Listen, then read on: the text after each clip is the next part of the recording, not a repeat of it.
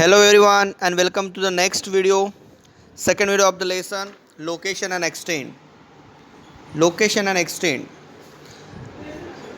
Last video में मैंने आपको बताया था कि ग्लोब के ऊपर इमेजिनरी लाइंस होती है वर्टिकली और हॉरिजॉन्टली, और जिसे कहते हैं हम लोग लॉन्गिट्यूड और लैटिट्यूड।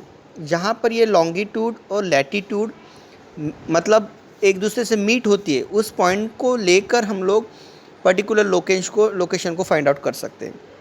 अगर हम लोग एक कंट्री के बारे में, किसी एक कंट्री की अगर लोकेशन फाइंड करनी है तो हम लोग इसी तरीके से कर सकते हैं। जैसे कि देखिए, अब ये इंडिया का मैप आपको देख रहा है, आपको इसमें समझ में आ गया होगा कि जो 0 डिग्री सेल्सियस से स्टार्ट होने वाला जो एक जिसे हम लोग इक्वेटर कहते हैं, इक्वेटर का ऊपर का जो हिस्सा होता है उसको नॉर्थन हेमिस्फीयर कहा जाता है, और नीचे का हिस्सा जो होता है वो साउथर्न हेमिस्फीयर होता है। वैसे ही वर्टिकल लाइंस में प्राइम मेरिडियन होता है। प्राइम मेरिडियन से ये ग्लोब दो हिस्सों में बढ़ता है, एक वेस्टर्न साइड और एक ईस्टर्न साइड।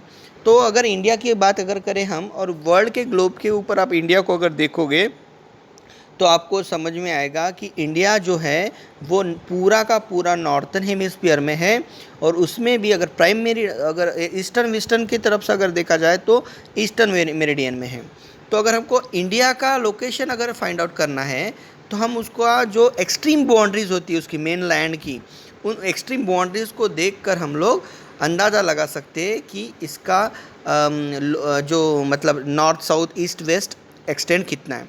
देखिए, अगर हम लोग नॉर्थ और साउथ की बात करें तो देखिए लास्ट में आपको दिखेगा इसका साउथर्न में जो 8 डिग्री 4 मिनट एक्सटेंड है, तो नॉर्थ में है ये सॉरी पूरा का पूरा ही नॉर्थ में आया ना, sorry 8 degree 4 minute north to 36 यहाँ पर दिख रहा है, 36 से थोड़ा ऊपर है मतलब 37 degree north, 8 degree 4 minutes north to 37 degree north, ये इसका नॉर्थ का एक्सटेंड हो गया।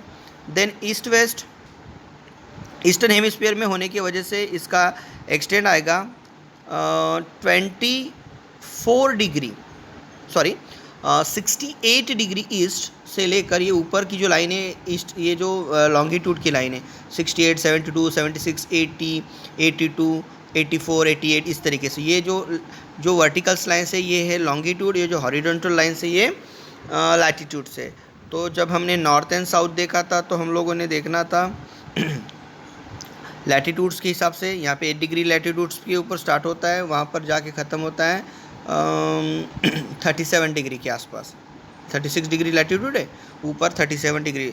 अब हमको ईस्ट वेस्ट अगर देखना है तो आपको देखना पड़ेगा 68 डिग्री, 68 से थोड़ा कम है मतलब 67 डिग्री ईस्ट से लेकर तो 96 के आगे मतलब 97 डिग्री ईस्ट, ये हमारा एक्सटेंड हो गया इंडिया का।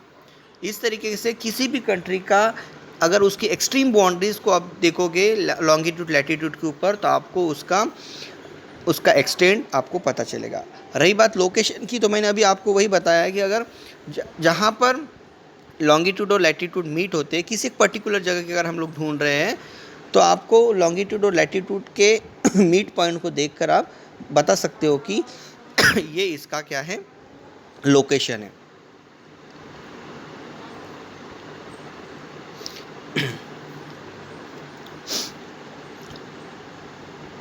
अब आपको देखना है आगे इंडिया के बारे में थोड़ी जानकारी हम लोग लास्ट वीडियो में देखी थी, जैसे कि उसका एक्सटेंड देखा था with the help of figure 2.2 find the extend of the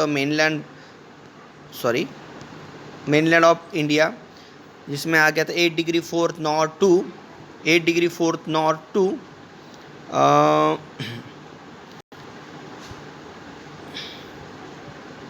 37 degree north, 8 degree 4 north to 37.6 degree north latitude between and eastern. इसका जो एक्सटेंड है वो है 68 degree east to 97.25 degree east, ये इसका ईस्ट वेस्ट का एक्सटेंड है हमारे इंडिया का। Indira point is the southern most tip of the India, जो ये जो अंडमान और निकोबार आइलैंड्स है, देन लक्षद्वीप और मालदीव, ये भी इंडिया का ही पार्ट है, बट ये मेन लैंड नहीं, इंडिया से थोड़ा दूर है, समंदर में है, और ये भी इंडिया का ही पार्ट होने की वजह से ये इंडिया के मेन लैंड से थोड़ा दूर है, बट ये it's a part of India. तो देखिए हमारा सबसे लास्ट वाला पॉइंट जो है वो इंदिरा पॉइंट है, आप मैप में देख सकते हो इंदिरा पॉइंट। अब ये इंदिरा पॉइंट हमारे पास नहीं है, 2004 के में जो सुनामी आई थी उस वजह से ये सबमर्ज हो चुका है अभी समंदर में। तो अभी ये हमारे इंडिया के पॉइंट मतलब था इंडिया का ही, बट अभी पानी में जाने की वजह से उसका कोई यूज़ नहीं है। Okay, observe the figure 2 point, identify the countries and water bodies around India. अब इंडिया के आसपास की अगर कंट्रीज़ की बात करें तो इंडिया को बाउंड्रीज लगी हुई है Pakistan, Afghanistan, China, Nepal, Bhutan, Bangladesh, Myanmar, bay of Bengal है और अरेबियन सी, ये वाटर बॉडीज़ है। और ये जो बाकी के जो जितने नाम लिए मैंने ये सारे कंट्रीज़ है, दिस आर द आवर नेबरर्स, ये हमारे नेबरर्स है। आपको उसी इन्फॉर्मेशन के हिसाब से ये बॉक्स आपको फिलअप करना है। Direction east, north, west, south, east में कौन है, वेस्ट में, नॉर्थ में कौन है, वेस्ट में कौन है, साउथ में कौन है, नेबरन कंट्रीज, सी, ओशन, जो कुछ भी होगा उसकी सारी इन्फॉर्मेशन आपको इस बॉक्स में फिलअप करनी है। अब हमको देखना है ब्राज़ील के बारे में। अगर हम लोग बात करते हैं, name of the country federative republic of Brazil, मतलब यहाँ पे कुछ स्टेट्स मिलकर ये ब्राज़ील कंट्री बनी है। जिस तरीके से इंडिया में भी कुछ स्टेट्स होते हैं उसी तरीके से यहाँ पर भी स्टेट्स हैं। और name of the capital Brasilia, हमारे इंडिया की कैपिटल का नाम जैसे दिल्ली है उस तरीके से ब्राज़ील की कैपिटल का नाम ब्राज़ीलिया है। Location, extent and boundaries, some part of Brazil lies in the northern hemisphere while most of the it lies in the southern hemisphere। जिस तरीके से इंडिया पूरा का पूरा नॉर्थन हेमिस्फीयर में है, बट ब्राज़ील ऐसा नहीं है। ब्राज़ील का कुछ हिस्सा नॉर्थन हेमिस्फीयर में है तो कुछ हिस्सा कहने से ज़्यादा हिस्सा उसका साउथर्न हेमिस्फीयर में है। उसके अलावा इंडिया ईस्टर्न हेमिस्फीयर में आता है, ब्राज़ील वेस्टर्न हेमिस्फीयर में आता है। In the northern part of northern hemisphere में भी है, थोड़ा पार्ट साउथर्न हेमिस्फीयर में भी है, और ईस्ट वेस्ट की अगर बात करें तो पूरा का पूरा ब्राज़ील वेस्टर्न पार्ट में है, वेस्टर्न हेमिस्फीयर में। Okay, American continent in the northern part of the south American continent. जिस तरीके से हम लोग एशियन कॉन्टिनेंट में आते हैं उसी तरीके से ब्राज़ील साउथ अमेरिकन कॉन्टिनेंट में लोकेटेड है। अगर हम इसके एक्सटेंट की बात करें, with the help of the figure 2.2 find the extent of the main land of Brazil, fill in the degrees values in the blank spaces. देखिए अगर इसकी एक्सटेंट की बात करें तो आपको पता चल जाएगा कि इसका जो एक्सटेंट है 5 डिग्री नॉर्थ, देखिए जहाँ से आपको दिख रहा होगा 5 डिग्री नॉर्थ, ये जो लाइन है ऊपर वाली डॉटेड लाइन लैटीट्यूड की, नॉर्थ लिखा हुआ है, 5 डिग्री नॉर्थ से स्टार्ट होता है तो यहाँ पर 30 डिग्री से आगे है और 35 के बीच में, मतलब 33 डिग्री के आसपास, मतलब 5 डिग्री नॉर्थ से लेकर 33 डिग्री नॉर्थ का इसका एक्सटेंड है। 30 डिग्री 45 साउथ, क्योंकि ये साउथ में इसलिए कह रहा हूँ क्योंकि ये ब्राज़ील जो है दोनों हेमिस्फीयर में, कुछ हिस्सा नॉर्थन हेमिस्फीयर में है जैसे मैंने पहले बताया, और कुछ हिस्सा साउथर्न हेमिस्फीयर में। इस वजह से 5 डिग्री नॉर्थ से लेकर 33 degree south, 33 degree 45 minutes south में इसका नॉर्थ साउथ का एक्सटेंड है। इसके अलावा अगर हम लोग ईस्ट वेस्ट की बात करें तो आपको ध्यान में आएगा 35 डिग्री ये पूरा का पूरा वेस्टर्न हेमिस्फीयर में है। ब्राज़ील वेस्टर्न हेमिस्फीयर में होने की वजह से इसका एक्सटेंड जो आप काउंट करोगे ये दोनों का भी वेस्ट आएगा। 35 डिग्री से देकर थोड़ा कम है, मतलब आप इसको 34 degree west, 34 degree 45 minutes west to लेकर यहाँ पर आके ये 70 से आगे, देखिए ये लॉन्गिट्यूड देखिए आप, लॉन्गिट्यूड 70 डिग्री है और उससे कई थोड़ा आगे जाकर है, मतलब 72 या 73 डिग्री 48 मिनट्स वेस्ट। मतलब देखिए 5 degree 15 north to 33 degree 45 south, then 34 degree 45 west to 73 degree 48 west. ये इसका एक्सटेंड हो गया ब्राज़ील का। Observe the figure 2.3, identify the Brazil neighbouring countries and ocean. जिस तरीके से इंडिया के नेबरिंग कंट्रीज़ और ओशियंस की बात की थी हमने, अभी आपको यहाँ पर ब्राज़ील के देखना है क्योंकि ये कंपैरेटिव लेसन है ब्राज़ील और इंडिया के मामले में। तो देखना है आपको, identify the Brazil neighbouring countries and ocean, fill in the blanks charts given the below in your notebook. देखिए आपको यहाँ पर दिखेगा Venezuela, Colombia, Peru, Bolivia, Paraguay, Argentina, Uruguay, ये सारे के सारे इसके नेबरिंग कंट्री। ऊपर में आपको नॉर्थ अटलांटिक ओशियन दिखेगा, देन साउथ अटलांटिक ओशियन भी है। This are the water bodies, और ये सारे जो नाम मैंने अभी लिए, this are the countries neighbouring to Brazil. You have to put this information in this box, north west south east neighbouring countries and ocean के नाम जहाँ पर लिखने हैं। ये दोनों के ही, इंडिया के नेबरिंग कंट्रीज ओशियन सीज की इंफॉर्मेशन एंड ब्राज़ील के कंट्रीज़ और ओशियन की इंफॉर्मेशन आपको नोटबुक में, आपके बुक में लिखना है। It's your activity. Now historical background की बात करें इंडिया और ब्राज़ील की, तो आपको समझ में आएगा। देखिए, India was under the British rule for almost 1.5 century. आपको पता है 1947, मतलब 150 साल के आसपास हमारे ऊपर ब्रिटिश का रूल था। India got its independent in the year 1947। 1947 में इंडिया को फ्रीडम मिली।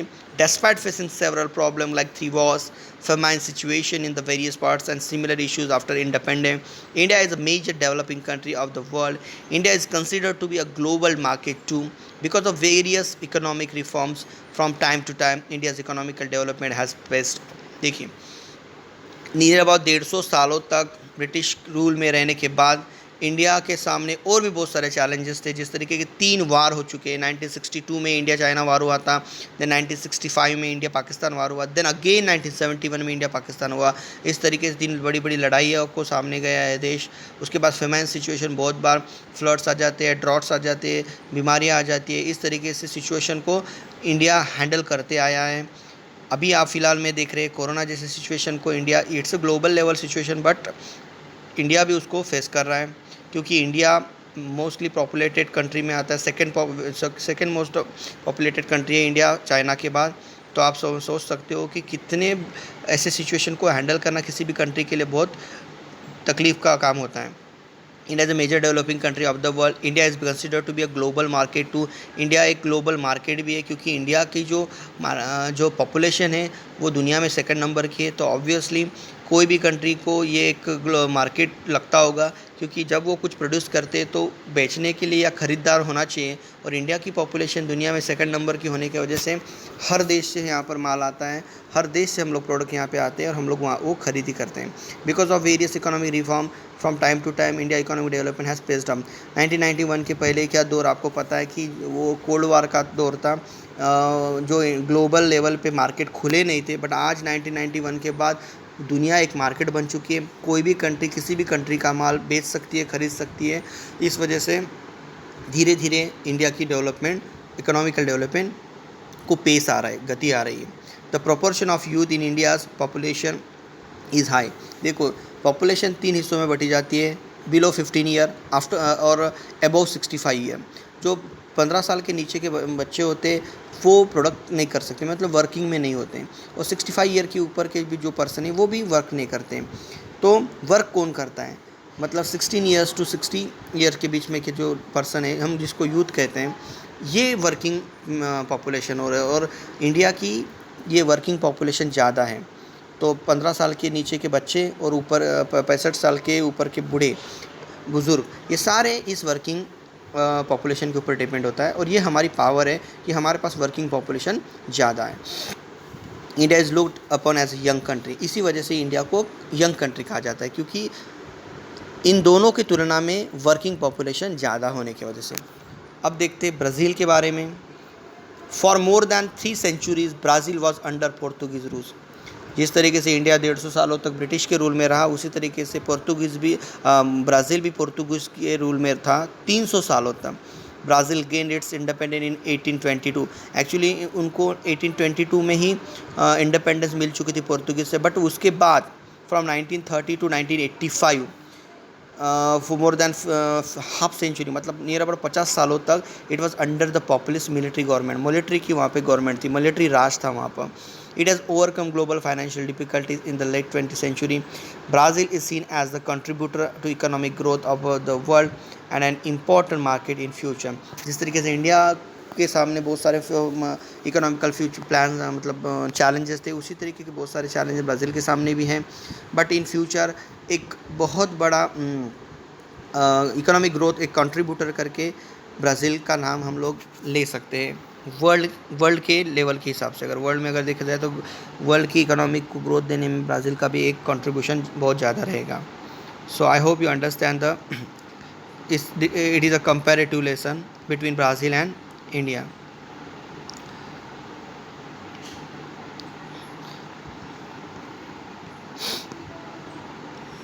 देखिए, we celebrate our Independence Day on 15 August, whereas the Brazil celebrated its Independence Day on 7th September. जिस तरीके से हम लोग 15 अगस्त को हमारा इंडिपेंडेंस डे सेलिब्रेट करते हैं, ब्राज़ील 7 सितंबर को करते हैं। India's federal parliamentary Republic type of government. Federal parliamentary Republic of government का मीनिंग होता है कि हमारे यहाँ पे जो मतलब प्राइम मिनिस्टर होते हैं, ये सारे हमारे हम लोग जो प्रतिनिधि चुन कर देते लोकसभा पे ऊपर, उसमें से ही चुनकर हमारे ये गवर्नमेंट बनती है। Whereas Brazil has a federal presidential republic type of government.